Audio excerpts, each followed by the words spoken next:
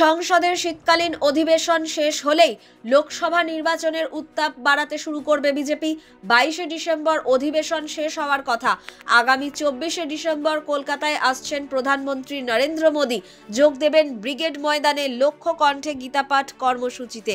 রাজনৈতিক কর্মসূচি না হলেও বিজেপির লক্ষ্য মোদীর উপস্থিতিতে হওয়া অনুষ্ঠান থেকে লোকসভা ভোটের হাওয়া তোলা।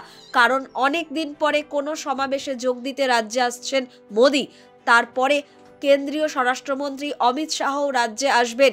বিজেপি সূত্রে খবর, শাহের সেই সফরের সময় কলকাতায় আসতে পারেন সর্বভারতীয় সভাপতি জেপি নাড্ডাও। দিনক্ষণ ঠিক না হলেও এমন যৌথ সফরের পরিকল্পনা রয়েছে শাহ এবং নাড্ডার।